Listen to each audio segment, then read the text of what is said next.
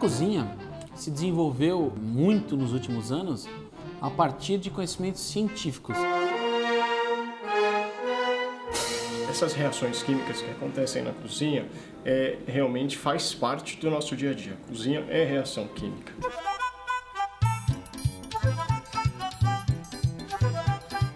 Você, através da tecnologia e da ciência, você consegue não utilizar químicos e você brincar com as reações.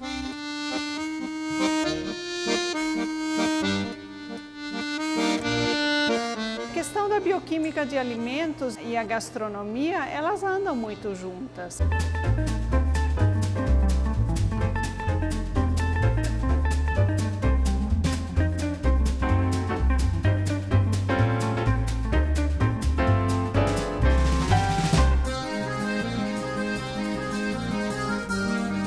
Eu cozinho desde criança.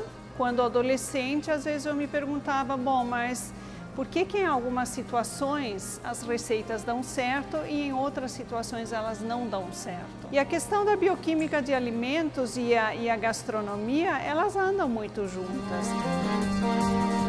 A necessidade da disciplina de ciência de alimentos que a gente introduziu em 2008 no currículo do curso foi justamente para que os alunos tivessem ferramentas para entender o que acontece quando a gente assa um bolo, quando a gente assa uma carne, não é? Quando a gente bate uma clara em neve, para eles entenderem o que está por trás disso e por que isso é importante quando a gente faz o preparo de algum prato específico.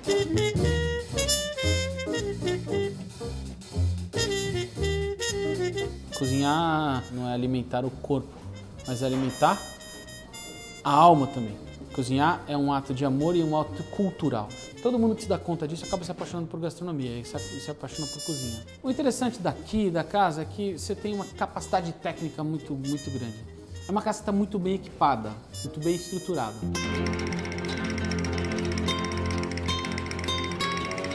Desde os 8 anos eu acompanho minha avó com cozinha, né? Meus pais sempre trabalharam em empresas de evento, então eu sempre tive a gastronomia implícita no meu dia a dia. Me formei em administração de empresas, né? E é onde eu tive um desafio aí de elaboração de um produto no segmento da alimentação e tive que conhecer nutricionistas, chefes de cozinha, né? E aí foi onde eu me despertei para a profissão de gastronomia. E hoje as pessoas preferem o que é fácil, preferem o que é o corriqueiro, mas na cozinha que eu pratico, o alimento ele é interagido, né? Então tem todas essas sensações, as texturas, trabalho com 5 sentidos, os 5 gostos, então ela é bem completa, faz você pensar antes de comer.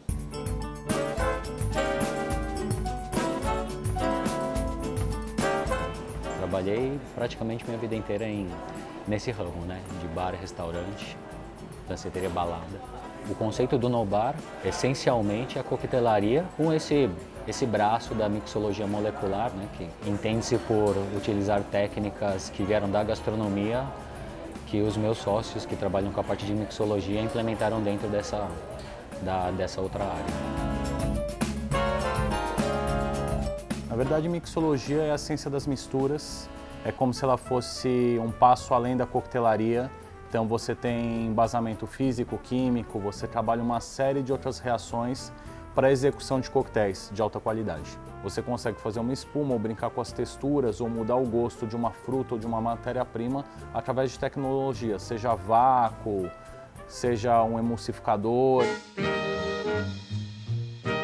Historicamente, cozinheiro estava na cozinha e cientista estava no laboratório e os dois achavam que um não tinha nada a ver com o outro. A bioquímica de alimentos é uma ciência que estuda os alimentos do ponto de vista químico, físico-químico. Então, tudo que é feito com o alimento, né, todos os processos e o que isso transforma o alimento e como isso afeta as suas qualidades, não é? São objeto de estudo da bioquímica de alimentos. A cozinha se desenvolveu muito nos últimos anos a partir de conhecimentos científicos. Gastronomia molecular eu definiria como o estudo, né, das transformações que o alimento sofre durante os processos ou as técnicas gastronômicas. A cozinha tecno-emocional, ela veio assim, em 1969, um cientista húngaro chamado Nicholas Kurt, ele queria entender o funcionamento das reações da cozinha. E aí ele começou a estudar essa reação química, começou a estudar o que os alimentos faziam, né? Qual era esse diferencial. Um maluco, cientista, apaixonado por gastronomia, que chama Hervé Tis, um francês, professor universitário e pesquisador, começou a pesquisar os processos químicos e físicos da transformação do alimento. Ele começou a ensinar pra gente que aquilo que a gente fazia de uma forma empírica podia ser entendido pela ciência. A partir do momento em que esses dois cientistas, tá, o Kurt e o Tis, né, chamaram essa área da ciência de alimentos de gastronomia molecular, houve uma aproximação também entre cozinha e ciência, que muitas vezes não era um conhecimento novo propriamente, mas era um conhecimento que não era relacionado com a cozinha. Ele veio para o Brasil, aí conheceu o Alex Atala, aí o Alex Atala falou da caipirinha para ele levou essa caipirinha para a Espanha no nitrogênio líquido. E aí foi da onde que deu todo esse boom da gastronomia, da cozinha tecno-emocional, que fez a Espanha passar a França no ranking da gastronomia hoje. Hoje a Espanha está anos-luz da França. No bolo, o que nós testamos foi justamente a questão da clara em neve. Nós fizemos um bolo.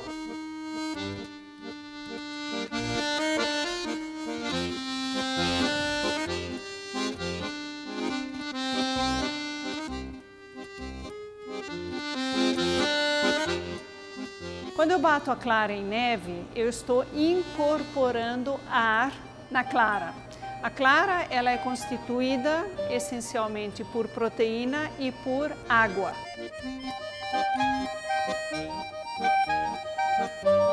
Nós acrescentamos a clara sem bater.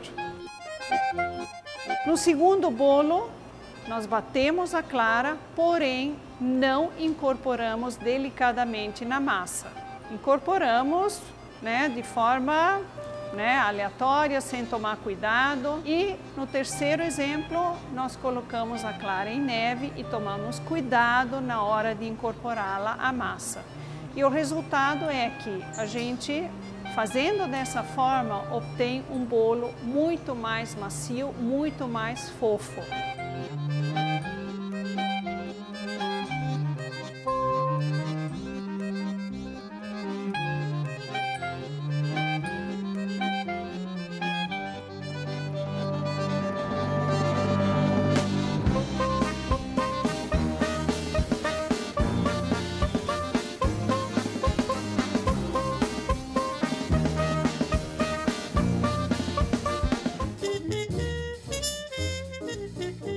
O que a gente fez hoje foi um stinco de vitela e a gente serviu ele com um risoto milanês.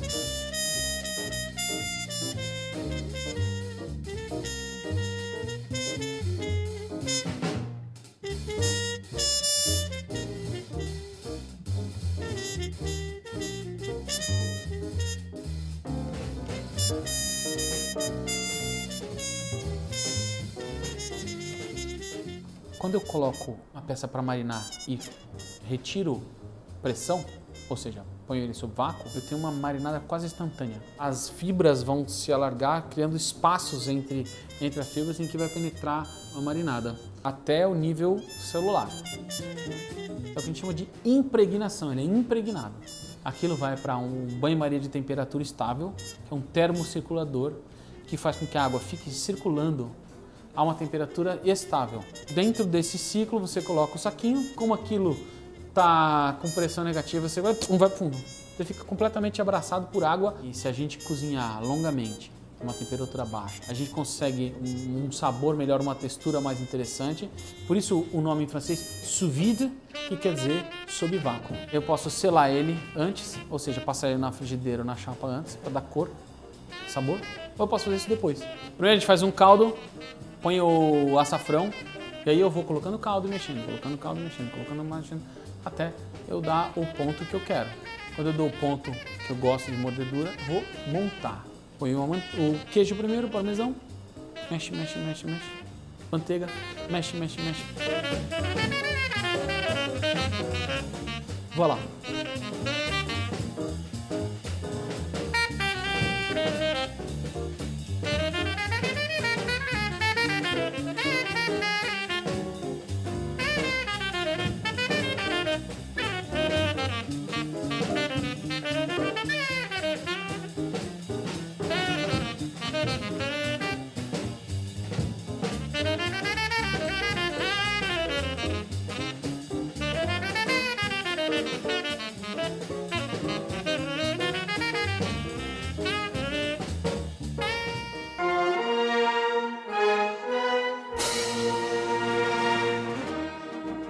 Hoje nós fizemos um suspiro de nitrogênio líquido, né?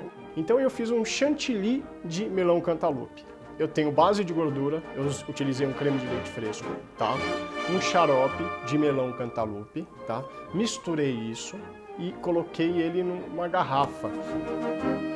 Aquele gás, ele tem uma função do quê? Toda a base de gordura, ela é comprimida quando eu insiro aquele gás. Por quê? Porque o óxido nitroso, ele é meio nitrogênio e meio oxigênio. Tá? O oxigênio ele vai fazer o quê? Comprimir gordura.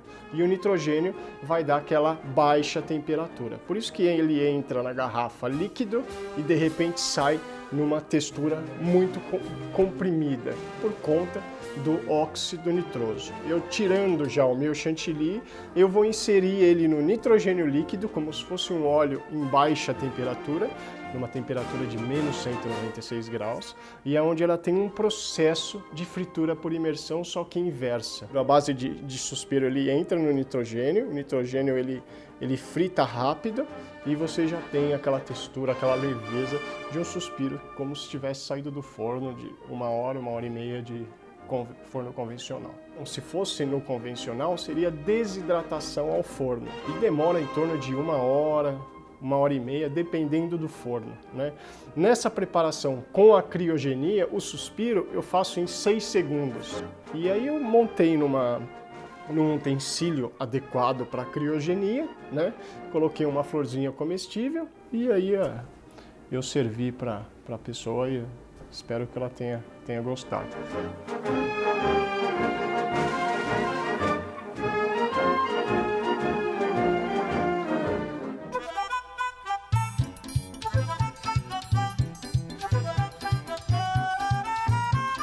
Esse coquetel ele chama Apple Fusion. Ele é um coquetel que nós trabalhamos com um abacaxi infusionado com rum maçã verde. Pedaços de abacaxi são cortados em triângulos.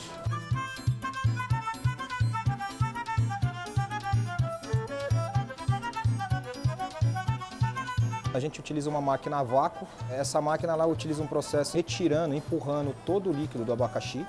E ele entra em contato junto com o rum maçã verde, misturando ali.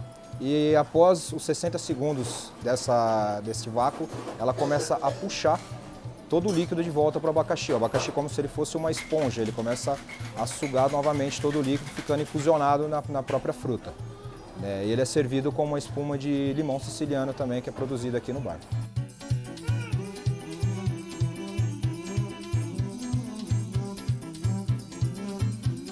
Um drink molecular, ele trabalha muito o sensorial da pessoa, ele trabalha desde o visual, paladar, aroma. Ele não é um coquetel simples na qual a pessoa vai estar só degustando ele ali. Desde a apresentação na mesa do cliente, sempre faz um diferencial, né? Sempre tem muitas formas de você estar apresentando esse tipo de coquetel. A ideia desse coquetel foi uma brincadeira mesmo de combinar 3 reações distintas. Então a base é maçã verde, mas é uma viagem assim dentro das texturas.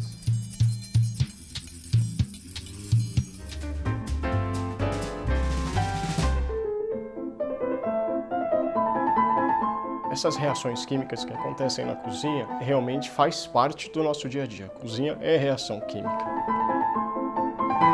Muitas vezes são coisas que a gente ouve da avó assim e pensa, nossa, mas que coisa mais estranha, ou por que será que acontece isso, né? Mas tem uma explicação por trás disso. Um pãozinho é uma reação química, né?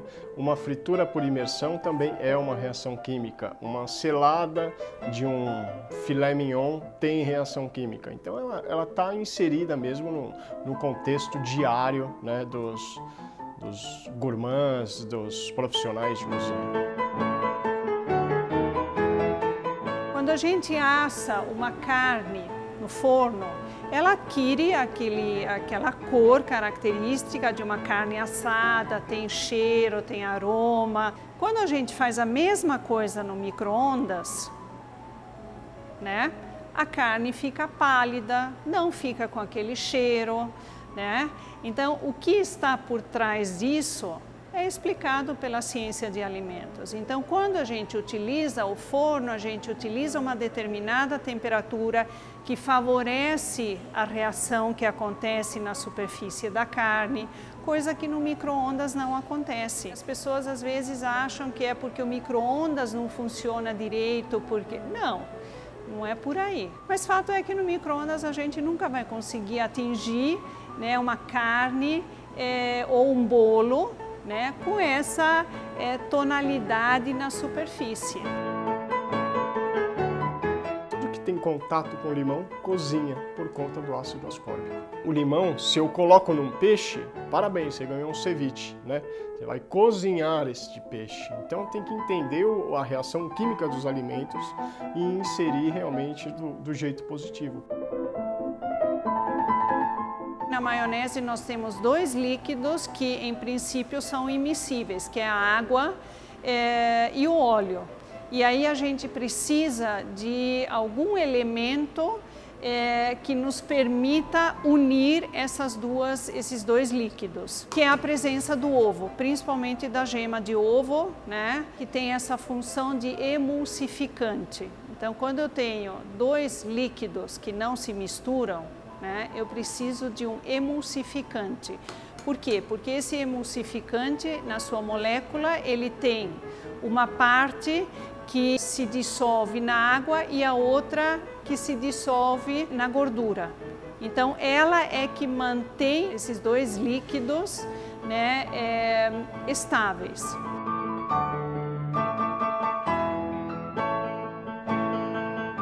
Com relação à mesma direção, acredito que seja mito. Cozinhar alguma coisa em banho-maria, você não tem o contato direto com a água. Um brócolis na água, ele está totalmente envolvido pela água. Quando eu coloco esse brócolis no vapor, esse vapor, ele, claro, são moléculas de água, mas no vapor elas estão muito mais separadas, então o contato com o alimento não é tão direto. Então, por isso que é um método de cocção mais suave, utilizado para alimentos mais delicados, né? Normalmente frutas, legumes, verduras, etc., espinafre, brócolis, né? O chocolate, um alimento bastante sensível ao calor, ele deve ser aquecido no máximo a 45 graus. Depois disso ele já começa a separar, por exemplo, a gordura que ele leva, né? Então, no máximo, o chocolate deve ser aquecido a 45 graus. E a outra questão que é importante é que você tem que ficar de olho para que essa temperatura seja homogênea. Então, o indicado é que você faça no banho-maria e vá mexendo suavemente, não é? Para que todo esse processo seja o mais homogêneo possível. A situação de bater uma clara em neve. Coloque uma pitadinha de sal.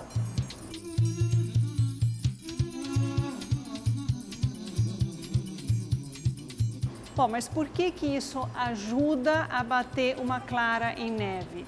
Isso não é simplesmente, né, as nossas avós que transmitiram isso para as nossas mães e daí para a gente. Não, isso tem uma explicação, né? De fato, as propriedades do sal fazem com que fique de fato mais fácil você bater a clara em neve. Esse sal, pelas suas propriedades, ele vai fazer com que a proteína que está presente no ovo se solte mais facilmente. Por quê? Porque essa proteína a gente pode entender que ela está meio que enrolada, tá? A molécula de proteína, ela tem um formato tridimensional, né?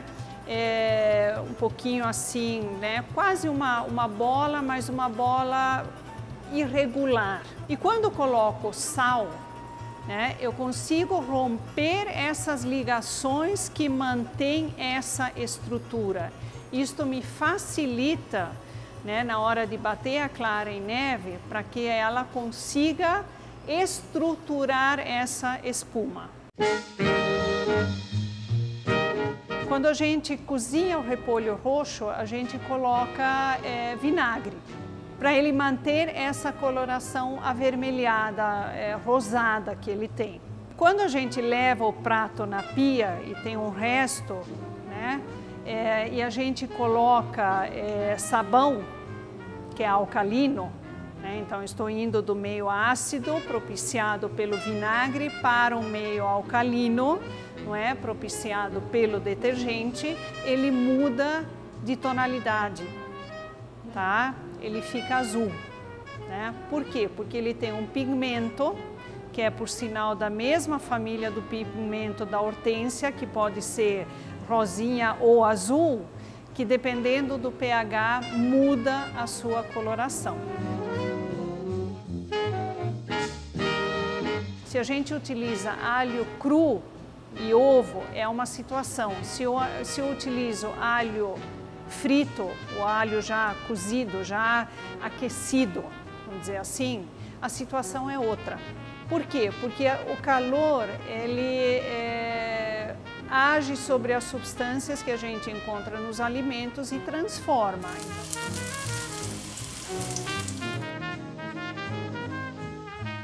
Manga com leite, eu sei que tem muita gente que não toma, mas eu conheço muita gente que toma sem problema algum. A gente tem que entender também que a alimentação não é só ciência. A alimentação é uma questão muito cultural. Então, se em algum momento da história, tá,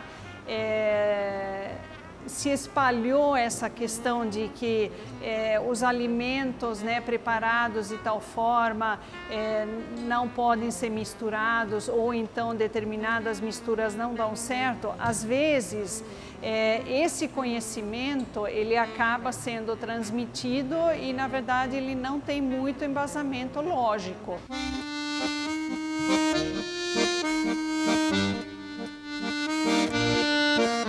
Eu acho que o conhecimento das técnicas, eles ajudam muito a você desenvolver reações novas. E a cozinha tecno-emocional, ela ajuda demais na criatividade. Acho que foi um dos fatores que eu me apaixonei, porque eu consigo transformar coisas assim.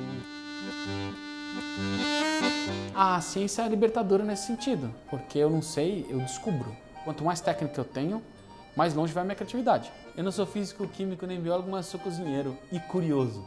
Você precisa conhecer os ingredientes do ponto de vista químico, do papel que cada ingrediente tem numa receita, para daí você conseguir criar. Eu sempre falo para os alunos, olha, a criatividade está baseada no domínio de técnica e no conhecimento profundo dos ingredientes.